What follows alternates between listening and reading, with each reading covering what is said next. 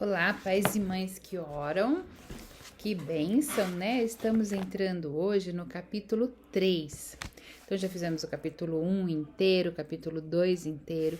Estamos no capítulo 3, que tem pelo nome Construindo Pontes. Então, quando a gente entra a cada capítulo, tem uma introdução e depois nós começamos com as lições.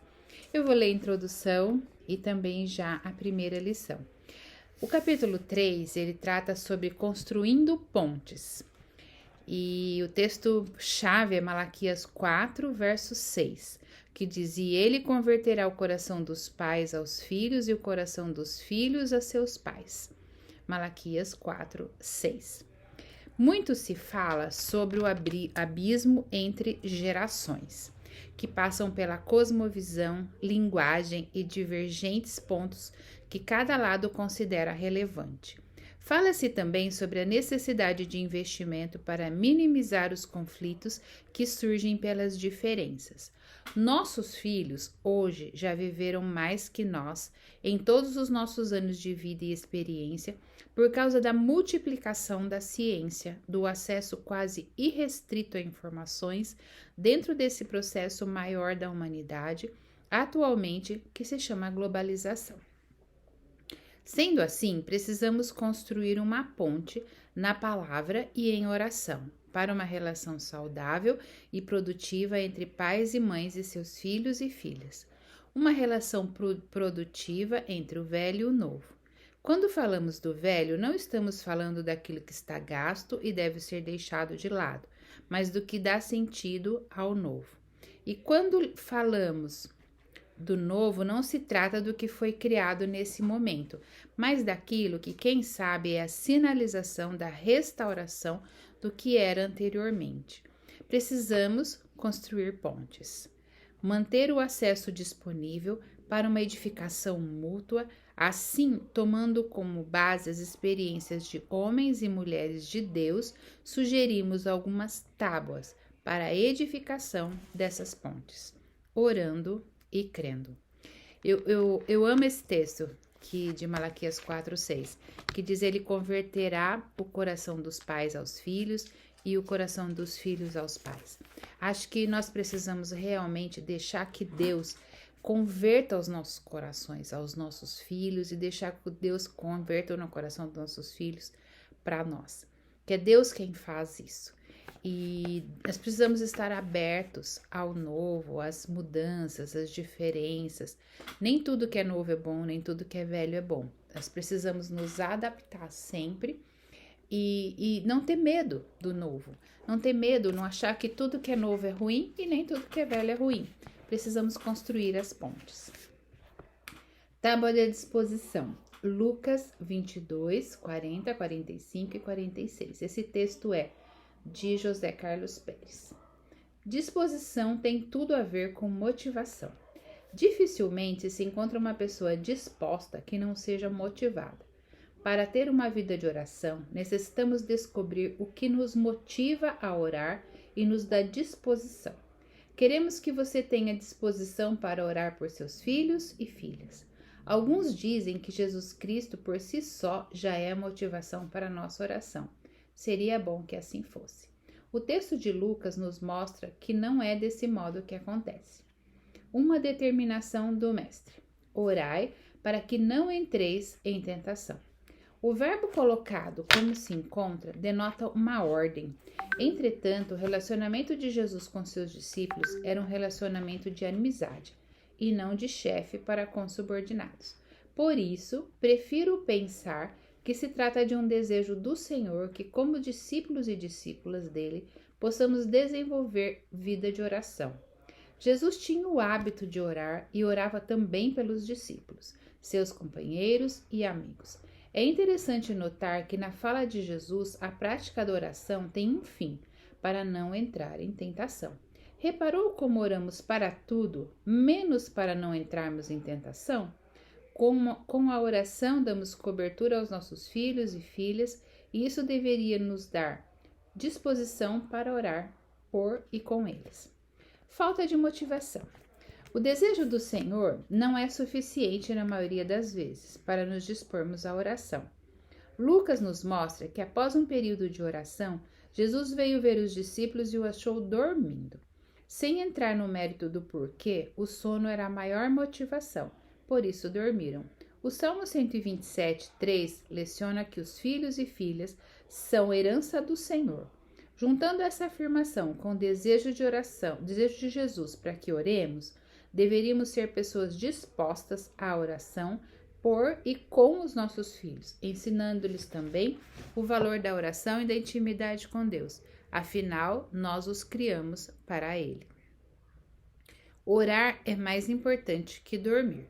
O trabalho, o sono, a diversão, os momentos de descontração e de brincadeiras são importantes e desejáveis, mas não podemos negligenciar o tempo para a oração, pois esse tempo é mais importante do que os outros. De modo geral, temos mais motivação para os outros momentos do que para o da oração. Entretanto, é através da oração que não caímos em tentação. É através dela que cobrimos a quem amamos. Os momentos de lazer nos aproximam de nossos filhos e filhas e o de oração nos aproxima de Deus. Os nossos filhos devem aprender com o nosso exemplo de pais e mães o caminho da intimidade com Deus e saberão que nas horas mais difíceis da nossa vida Ele se fará presente conosco.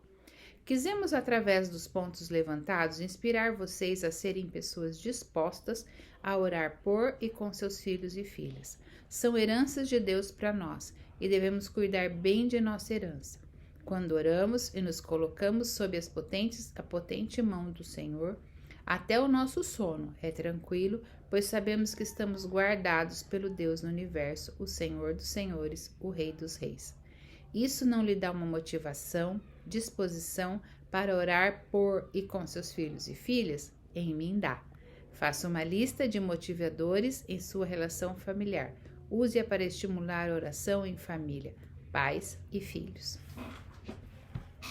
Temos muitas maneiras de nos motivar a orar, né? E o importante é saber que a gente precisa criar esse hábito. E um hábito não é criado rapidamente. Nós levamos pelo menos 6 meses para criar um hábito. E a leitura e a oração, é claro que o diabo não quer muito que a gente faça isso. Aparece 1000 coisas para nos desmotivar ou para tirar o nosso tempo disso.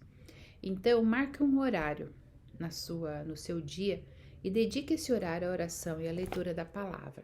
Você tem um lugar específico que é o seu lugar de oração. Isso ajuda você a lembrar e a dizer, não, esse é o meu horário, é o meu horário com o Senhor. E tire esse tempo para orar e para jejuar e para colocar diante do Senhor a sua família, os seus filhos.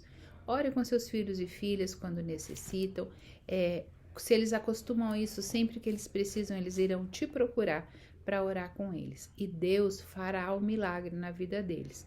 E é muito importante que a gente passe aos nossos filhos o legado da fé e da oração. Eles precisam aprender a importância de orar e o quanto é abençoado a gente orar e ver as respostas de Deus. Ensine os seus filhos a orar e a gente ensina orando. Não é falando sobre oração, é orando com nossos filhos e filhas e vendo o poder de Deus na nossa casa. Isso incentiva a nossa vida a orar. Ore para os seus filhos, tenha disposição, motivação, pense em quais motivações você pode colocar dentro da sua casa para que seus filhos e filhas orem e para que você possa orar em família. Amém? Que Deus te abençoe, que você tenha uma vida de oração fortalecida no Senhor. Que a tábua da disposição de orar seja colocado dentro da sua casa hoje, em nome de Jesus. Oremos. Deus, nós queremos ter no nosso coração motivação e disposição sempre para orar pelos nossos filhos e para orar com os nossos filhos. Esteja conosco, Senhor, nos abençoe, nos guarde, nos dê direção, nos dê sabedoria, nos dê graça, Pai, em nome de Jesus. Que a sua bênção seja sobre nós em todo o tempo, Senhor. Sobre a nossa casa, sobre os nossos filhos. Nós entregamos os nossos filhos agora das tuas mãos e clamamos a ti, Senhor, pela vida dos nossos filhos. Converte o nosso coração aos nossos filhos, dos nossos filhos aos nossos corações, para que tenhamos comunhão, ó Pai, na nossa família, em nome de Jesus. Amém. Amém. O Senhor sempre me lembra, né, da questão da oração, e agora me fez lembrar de novo. Eu quero dizer para você antes de encerrar esse vídeo.